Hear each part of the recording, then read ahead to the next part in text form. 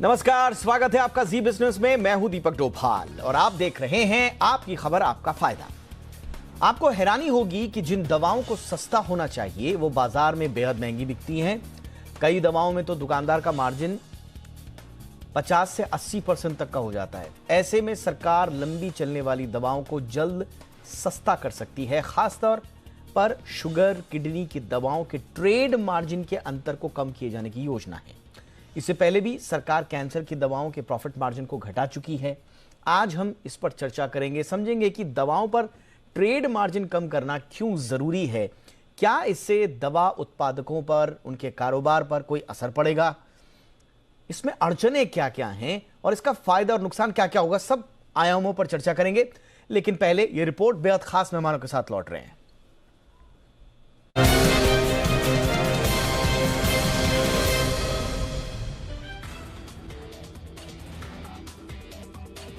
गंभीर बीमारियों के इलाज में घर की पूरी कमाई स्वाहा हो जाती है। लंबे समय तक इलाज मरीजों पर भारी पड़ने लगता है। कई बार तो महंगी दवा का खर्च नहीं निकाल पाने से मरीजों का मर्ज और बढ़ जाता है। लेकिन अब ऐसा नहीं होगा। सरकार ने लंबे समय तक चलने वाली शुगर और किडनी की बीमारियों की दवाओं के ट्रेड मार्जिन को दायरे में लाने का फैसला किया है। इसके लिए सरकार 26 जुलाई को दवा कंपनियों और drugs regulator national pricing pharmaceuticals authority यानी एनपीपीए के साथ बैठक कर रही है, ताकि मरीजों पर महंगी दवाओं के बढ़ते बोझ से निजात दिलाई जा सके। पहले आपको ट्रेड मार्जिन समझाते हैं। दरअसल फार्मा कंपनियों के व्यापार, कीमत और एमआरपी के तौर पर कस्टमर को मिलने वाली कीमत के बीच के अंतर को ही ट्रेड मार्जिन कहते हैं। कई दवाओं पर तो दुकानदार की रिटेल मार्जिन ही 50 से 80% तक होती है। सरकार ट्रेड मार्जिन के इस बड़े अंतर को कम करना चाहती है। ऐसे में एनपीपीए ने ट्रेड मार्जिन रैशनलाइजेशन यानी टीएमआर के तहत आने वाली दवाओं के ट्रेड मार्जिन को कैप करने को लेकर एक खाका तैयार किया है, जिसे सरकार फार्मा कंपनियों के सामने रखेगी।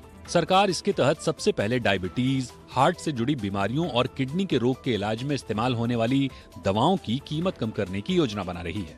एनपीपीए के आंकड़ों के मुताबिक 100 रुपए प्रति टैबलेट से ऊपर की दवाओं की बात करें तो इनमें 8% दवाओं का ट्रेड मार्जिन 200 से 500% है।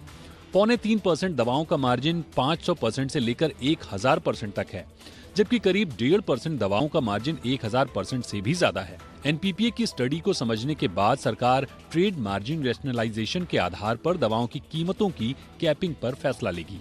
इससे पहले कारोबारी साल 2018-19 में एनपीपीए 42 चुनिंदा नॉन शेड्यूल एंटी कैंसर दवाओं के ट्रेड मार्जिन पर कैपिंग लगा चुकी है। इससे कैंसर की 42 दवाओं के 550 ब्रांड्स की एमआरपी में 90% तक कमी आई थी। जाहिर है, सरकार के दवाओं पर मार्जिन तय कर देने से फार्मा कंपनियां ज्यादा मार्जिन का लालच देकर मेडिकल शॉप को महंगी दवाएं बेचने पर मजबूर नहीं कर पाएंगी। ब्यूरो रिपोर्ट, जी मीडिया।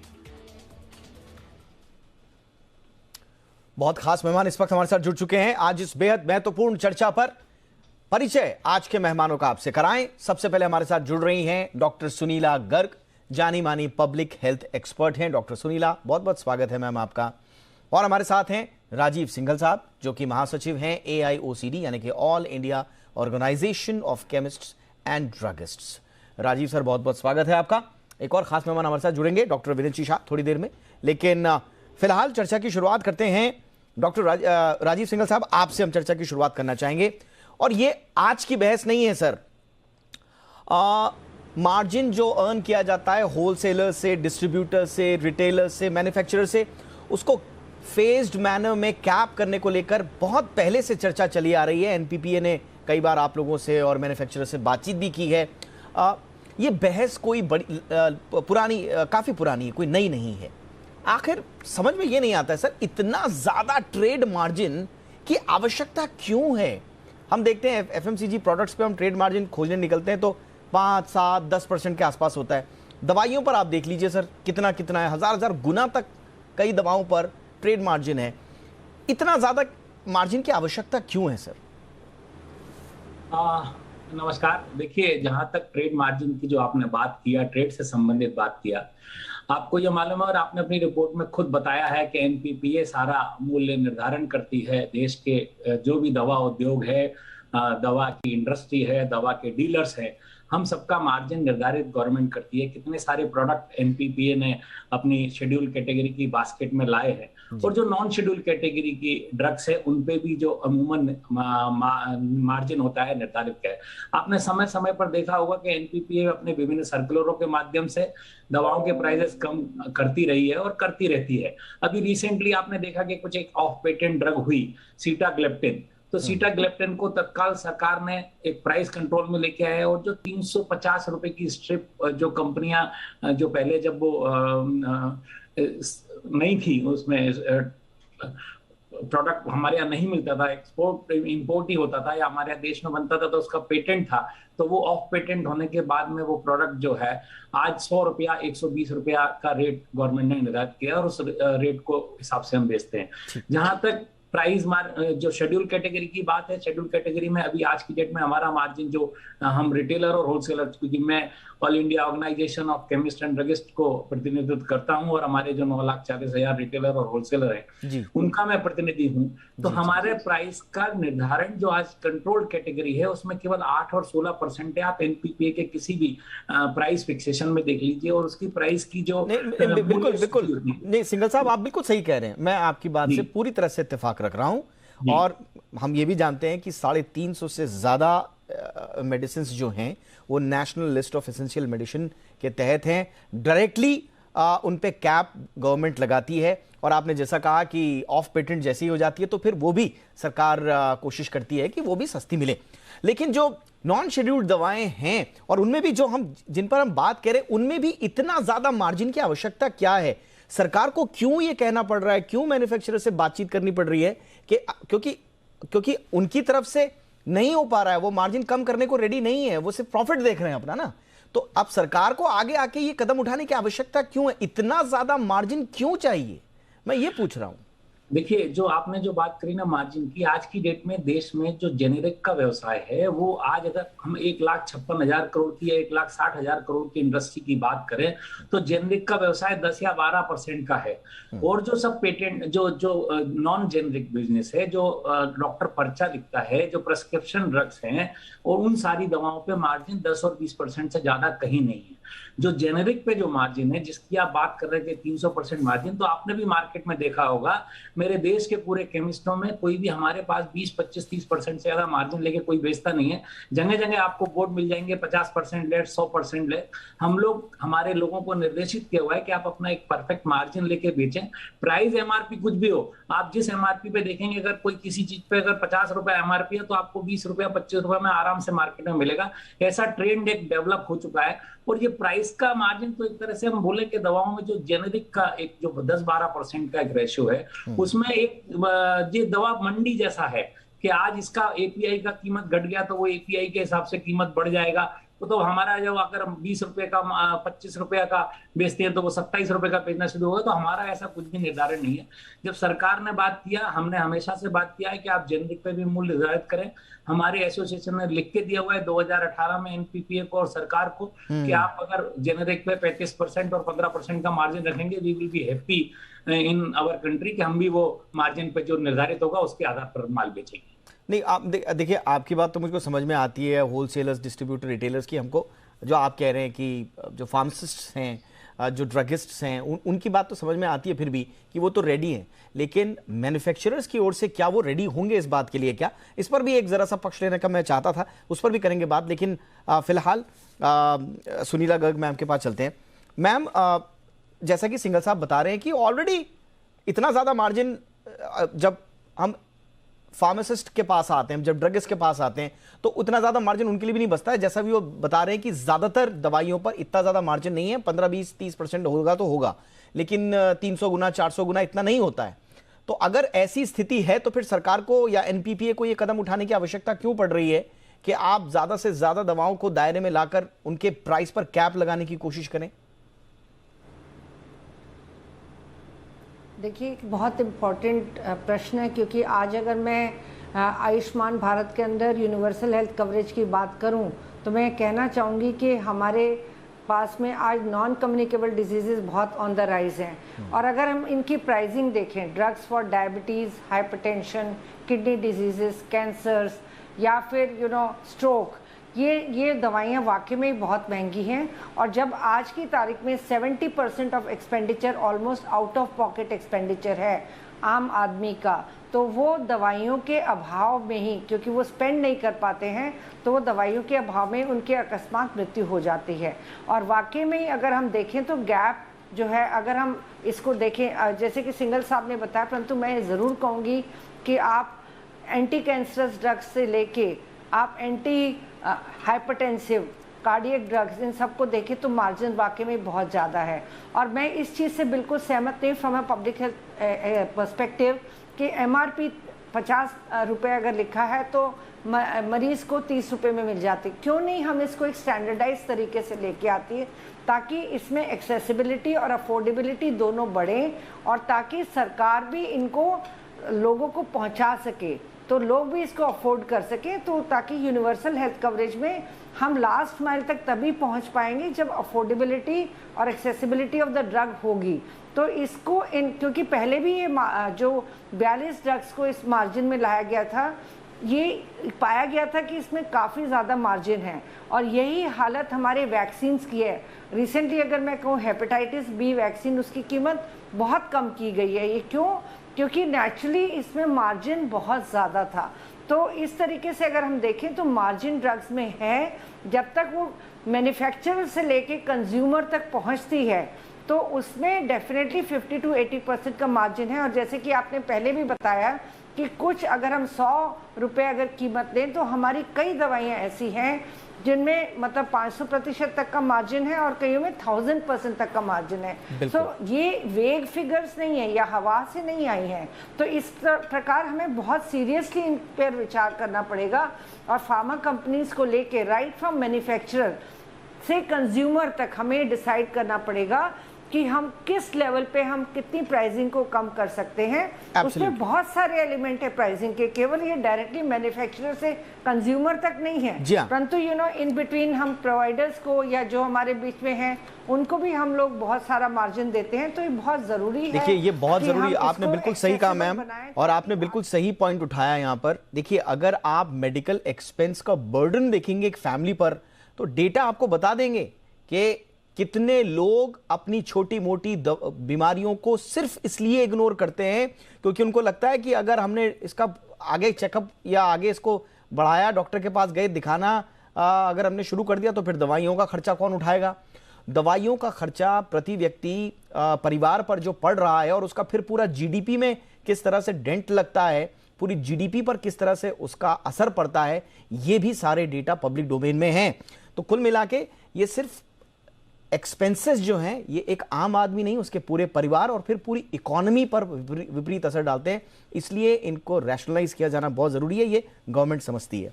डॉक्टर विरंची शाह इस वक्त हमारे साथ जुड़ चुके हैं, जो कि प्रेसिडेंट हैं IDMA के, इंडियन ड्रग मैन्युफैक्चरर्स एसोसिएशन के। डॉक्टर विरंची, बहुत बहुत स्वागत है सर आपका। अभी हम यही चर्चा कर रहे थे सर कि आखिर 300, 500, 1000 गुना का मार्जिन क्यों रखना है कंपनियों को? क्या कोई चारा नहीं है आपके पास, या सिर्फ मुनाफा ही देखना है, सिर्फ फायदा ही देखना, इतना ज्यादा मार्जिन लेकर चलना ही क्यों है सर? देखिए मैं थोड़ा मुझे लगता है कि थोड़ा कॉन्टेक्स्ट तो सही हमें करना चाहिए। अच्छा, भारत विश्व में सबसे किफायती दवाइयां बनाता है। हम विश्व के 200 देशों में दवाइयां इसलिए बेच पा रहे हैं क्योंकि हमारी गुणवत्ता भी अच्छी है और हमारी जो प्राइसिंग है वो विश्व में सबसे सस्ती है। तो मेरे ख्याल से सबसे पहले हमें ये समझना चाहिए कि हमारी इंडस्ट्री इतनी सक्षम है कि ये कर पा रही है। हमारे देश का जो बेसिक कोर रहा है वो एफोर्डेबिलिटी और अवेलेबिलिटी ऑफ ड्रग्स रहा है, और इस मुहिम में इंडियन फार्मा इंडस्ट्रीज ने बहुत बड़ा योगदान दिया है किफायती और अच्छी क्वालिटी मेडिसिन होती है। दूसरी मैं ये बात बताना चाहूंगा कि आज भी देश में कम से कम 500 से ज्यादा फॉर्मुलेशंस ऐसे हैं जिसकी MRP drug price control order के तहत कंट्रोल की जाती है, यानी कि उसकी प्राइसिंग गवर्नमेंट के जो ड्रग प्राइस कंट्रोल ऑर्डर है उसके एक मैकेनिज्म जो बनाया गया है लॉ के प्रावधान के अनुसार, उसी के ऊपर से कम 500 से 550 फॉर्मुलेशंस की MRP गवर्नमेंट तय करती है, और इसके लिए कंपनीज के पास कोई लेवरेज नहीं है। इसमें सारी एसेंशियल मेडिसिन जो हमारा जो essential list of national list of essential medicine है उसकी सारी दवाइयां आ जाती है। तो ये कहना मैं थोड़ा एग्री नहीं होऊंगा कि बहुत सारा यहाँ 500%, 800% का मार्जिन है, ऐसा कुछ है। हाँ, कुछ पॉकेट्स में कुछ हो तो हम गवर्नमेंट के साथ ही हैं और हम उसको रेक्टिफाई करने के लिए we are with the government. लेकिन आप एक do not make that consensus कि ये ऐसा ही होता है। तो ये नहीं सर आप मैं थोड़ा सा यहाँ पर सर इरडाई के आंकड़े आपके सामने रखना चाहूंगा। आपने बोला कि दुनिया के आंकड़े दिए, मैं आपके सामने थोड़ा इंडिया के आंकड़े भी देखना चाहूंगा। ये इरडाई के आंकड़े sir, insurance regulatory and development authority of India, ये कह रहे हैं कि out of pocket medical expense जो है 62% है sir total health care cost का इंडिया में। अगर आप अमेरिका से इसकी तुलना करेंगे, अमेरिका में ये 20% है सर। अगर आप पूरे डेवलपिंग नेशन से करेंगे उसका एवरेज देखेंगे आप तो ये 25% है सर। और दूसरा एक डेटा मैं आपको देता हूं sir, public health foundation of India है, PHFI, उसका डेटा बताता है कि out of pocket health expense 55 million Indians को 2017 में पॉवर्टी में धकेल चुका है सर। तो अगर आप कह रहे हैं कि पूरी दुनिया में सबसे सस्ती दवाएं हमारे यहां ही हैं, ये इतने करोड़ों लोग हर साल पॉवर्टी में चले जाते हैं सिर्फ मेडिकल एक्सपेंस नहीं उठा पाने की वजह से सर। तो ये भी तो सिचुएशन है ना सर इंडिया में। मैं उसमें मना नहीं करता हूं कि मेडिकल एक्सपेंसेस है, मैं आपको जस्ट एक पर्सपेक्टिव दे रहा हूं कि इंडिया की जो क्षमता है इंडियन फार्मास्यूटिकल इंडस्ट्री की ये है कि हम सबसे सस्ती दवाइयां और अच्छी गुणवत्ता की दवाइयां, हमारे यहाँ कम से कम 1800 यूनिट्स ऐसे हैं भारत में, इतने कहीं और यूनिट नहीं है जो WHO GMP सर्टिफाइड जी, ठीक है। तो एक ये मैं आपको ये एक अलग आपको पर्सपेक्टिव ही देना चाहता हूं। ठीक जब आपकी प्राइसिंग की बात कर रही है, आप बता रहे हैं, तो मैं we are with the government, हम मानते हैं कि मेडिसिन अफोर्डेबल होनी चाहिए और जो national list of essential medicine है हाँ। जो DPCO के अंतर्गत है वो इसी वजह से बनाई गई थी और पूरी जो इंडस्ट्री है वो मानती है कि जी हाँ सर, पर बहुत कम है सर उसमें सर 355 के आसपास ही है, उसको बढ़ाने की बार बार बात कही जा रही है। सिंघल साहब, अब आपके पास आना चाहूंगा। अब कुल मिला के जो आइडिया है ट्रेड मार्जिन रैशनलाइजेशन का, TMR जिसे कहते हैं, देखिए सैद्धांतिक सहमति, यहाँ पर डॉक्टर विनंची शाह बैठे हुए हैं, आप भी बैठे हुए हैं। देखिए सैद्धांतिक सहमति आपको कहीं से ऐसा नहीं होगा कि कोई सरकार के साथ नहीं है, लेकिन प्रॉब्लम वहीं पर आती है कि बार बार इसमें कारोबारी एंगल से बार बार ये कहा जाता है कि साहब कारोबार को नुकसान हो जाएगा, मार्जिन कम हो जाएगा। हमारे अपने कई कंपनियां ये भी कहती हैं कि हम तो साहब रिसर्च पे भी तो खर्च करते हैं, हम बहुत सारी तरह की दलीलें सामने आती हैं। लेकिन ट्रेड मार्जिन रैशनलाइजेशन का क्या कारोबार कोई इतना ज्यादा विपरीत असर पड़ेगा सर कि पूरा फार्मा इंडस्ट्री बैठ जाएगी अगर TMR को अगर अच्छे से लागू करें तो? देखिए दीपक जी, पहले भी आपने जब 2 साल पहले देश में सरकार ने कैंसर की दवाओं पर जो भी फार्मूला लाया था और इंडस्ट्री ने और ट्रेड ने दोनों ने उसका स्वागत किया था, अभिनंदन किया था कि जो अगर गवर्नमेंट किसी पॉलिसी को लाई है। आज हम दवाओं की बात करें, आज प्रिस्क्रिप्शन मार्केट है।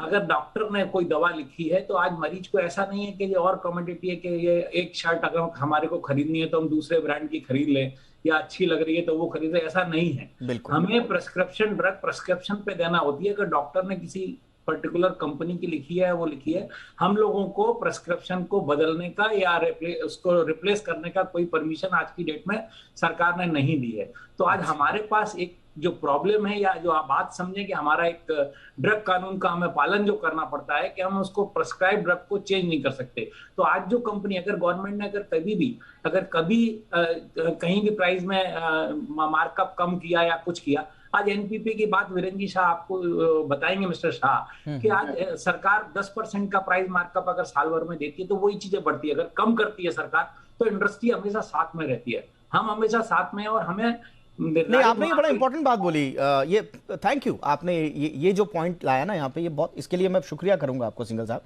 कि वाकई में ये जो प्रिस्क्राइब्ड बेस्ड मैकेनिज्म है हमारा। डॉक्टर गर्ग, क्या आप बता पाएंगे क्या वाकई में सरकार, अगर वैसे तो अगर आप देखें तो सरकार भी कहती है कि भैया आप सिर्फ जेनरिक दवाइयां ही प्रिस्क्राइब कीजिए सारे डॉक्टर्स को, उसके बावजूद डॉक्टर जो है वो ब्रांड का नाम लिख के देते हैं। अच्छा, और आप फार्मासिस्ट के पास जाने के बाद तो छोड़ दीजिए, खुद कस्टमर के मन में ये होता है, कस्टमर कई बार फार्मासिस्ट बोलता है उसको कि यार ये ब्रांड की दवाई नहीं है, सेम सॉल्ट का मैं आपको दूसरे दवाई दे देता हूं, थोड़ा सस्ती भी मिलेगी, लेकिन हम खुद ही मना कर देते हैं हमको, क्योंकि मन में डर रहता है कि कहीं दूसरा सॉल्ट, कहीं ये ना हो जाए। तो ये वाकई में ये बहुत इंपॉर्टेंट इशू है। अगर सरकार प्रिस्क्राइब्ड चेंज करने का, प्रिस्क्रिप्शन चेंज करके अगर ये इस तरह के नियम ले आए तो क्या बात बनेगी जो सिंघल साहब ने बोली है? सर इसमें एक एडिशन करूं मैं बात में? अच्छा, बोलिए बोलिए। मैडम बोले, देखिए अभी जो आप देख रहे हैं, अभी ऑनलाइन का एक थोड़ा सा जो भी अनइथिकल या जो भी काम चल रहा है ऑनलाइन का, अभी रिसेंटली कई ऐसे एग्जांपल आए हैं कि उसने ऑनलाइन मंगाई, कुछ मंगाया, कुछ भेज दिया, जबकि हम स्टोर पे जाते हैं तो सामने दवा रखते हैं। तो हमें वो बात का ध्यान रखना पड़ता है कि वो पेशेंट को जो दवा लिखी है पूरा प्रिस्क्रिप्शन चेंज। नहीं बिल्कुल सर, मैं आपकी इस बात से एग्री कर रहा हूं सर, मैं बिल्कुल, मैं आपका पॉइंट बिल्कुल सर, खबर दिया था एब्सोल्युटली सर, मैंने आपका ये मैंने आपका पॉइंट नोट किया सर, बिल्कुल नोट किया। मैं इसी पर डॉक्टर गर्ग का वो रिएक्शन लेना चाह रहा था। डॉक्टर गर्ग। हाँ जी, जो मिस्टर सिंघल कह रहे हैं उनका पॉइंट तो बहुत वैलिड है, परंतु जब इसका हम इम्प्लीमेंटेशन देखते हैं, जैसे कि उन्होंने एक पॉइंट तो ऑलरेडी रेज किया कि ऑनलाइन में ज़रूर गड़बड़ी होती है, परंतु इवन ऑफलाइन भी, जो कि मरीज़ फिजिकली भी जाते हैं, तो आप देखेंगे कई बार डॉक्टर्स को फ़ोन आता है कि हमारे पास में ये मेडिसिन उपलब्ध नहीं है, क्या हम दूसरी मेडिसिन दे दें? तो यहाँ पे डॉक्टर्स की भी सेंसिटाइजेशन की बहुत ज़रूरत है, और कि आप उसी मेडिसिन को स्टिक कीजिए। ये नहीं कि बेसिकली हमने एक सॉल्ट को प्रिस्क्राइब किया, उसके बदले में ऑल्टरनेटिव सॉल्ट दे दिया जाए, क्योंकि आम तौर पे ज़्यादातर मरीजों को भी ये नॉलेज नहीं होती। और आप देखेंगे कि हमारी 30% से ज़्यादा जनता जो है बिलो पॉवर्टी लाइन है, तो उसमें बेसिकली उनकी समझ इस मामले में कि हम अगर ये कहते हैं कि ये भी वैसी दवाई है, तो ये समझ की बहुत ज़्यादा ज़रूरत है, और यहाँ पे डॉक्टर्स की भी नॉलेज की बहुत ज़रूरत है। उनको काउंसलिंग मरीजों को करने की ज़रूरत है कि जो हमने दवाई लिखी है आप वही दवाई लीजिए।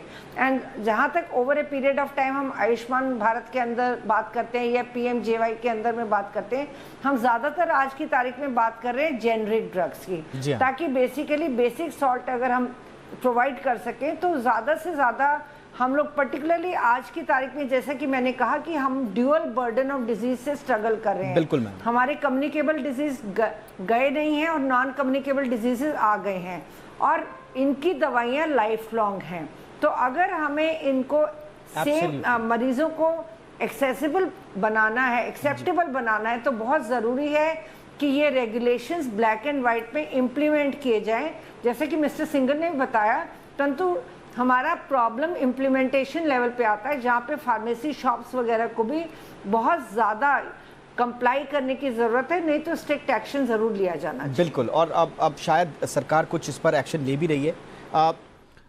डॉक्टर विरंची शाह, मैं अभी जो डेटा हम लोग डिस्कस कर ही रहे थे, उसमें एक बहुत इंपॉर्टेंट और बड़ा सीधा और सपाट डेटा ये भी है कि भारत में सबसे ज़्यादा अगर हार्ड अर्न मनी स्पेंड करता है एक भारतीय, तो वो सबसे ज़्यादा मेडिसिन पर करता है सर। अपनी एवरेज जो है वो 52% के आसपास है, तो सारा खर्चा सर उसका मेडिसिन पे जा रहा है। अब इसके क्या क्या इकोनॉमी पे इम्पैक्ट है वो सब हम जानते हैं, उस पर नहीं जाते हैं। पर मैं सर आज मैन्युफैक्चरर होने के नाते और मैन्युफैक्चरर एसोसिएशन के बहुत जिम्मेदार प्रेसिडेंट होने के नाते सर आपसे पूछना चाहता हूँ, सरकार के साथ सर आप क्या कदम से कदम मिलाकर चलने के लिए तैयार हैं अगर सरकार TMR पर आगे बढ़ती है तो? देखिए, हमने कभी TMR का ऐसा विरोध नहीं किया है। हम सरकार के हर कदम के साथ हैं जिसमें एक्सेसिबिलिटी, अफोर्डेबिलिटी और अवेलेबिलिटी ऑफ ड्रग्स हो, और हमने हमेशा एक रिस्पॉन्सिबल एसोसिएशन की तरह काम किया है। और हम समझते हैं कि अल्टीमेटली चाहे सरकार हो, चाहे इंडस्ट्री हो, चाहे ट्रेड हो, हम सब मरीज के लिए काम करते हैं, और इसमें कोई दो राय नहीं है। TMR के लिए हमने सरकार को ये रिक्वेस्ट की है कि अगर इसका इम्प्लीमेंटेशन करना है तो एक तो इस तरह से किया जाए कि मार्केट में डिस्ट्रप्शन ना हो। इसलिए हमने उनको बोला है कि इसको एक फेज वाइज मैनर पे किया जाए। पहले छोटा सा हम ट्रायल करें, इसके क्या इम्प्लीमेंटेशन, क्या फायदे, क्या हो रहा है, डिस्ट्रप्शन न हो, ये सबसे जरूरी बात है। तो हमने बोला है इसको फेज वाइज किया जाए। दूसरा, हमने ये रिक्वेस्ट ये की है गवर्नमेंट के कि इसको प्रोस्पेक्टिव अगर आप लाते हो तो इसको प्रोस्पेक्टिव मॉडल से लाया जाए, ताकि जो बिल्कुल ये फेज वाइज मैनर वाली आपकी बात बिल्कुल सही है सर, और इस पे सरकार काम भी कर रही है। हम तक जहां तक रिपोर्ट है सरकार की मंशा भी यही है कि फेज वाइज मैनर में किया जाए। बहरहाल मेरे पास वक्त की कमी है। आप तीनों का बहुत बहुत शुक्रिया मैम। सुरीला गर्ग मैम आप हमारे साथ जुड़ी, thank you so much. Singhal sir बहुत बहुत शुक्रिया। डॉक्टर शाह आपका भी बहुत बहुत शुक्रिया। आपकी खबर आपका फायदा में इतना ही, नमस्कार।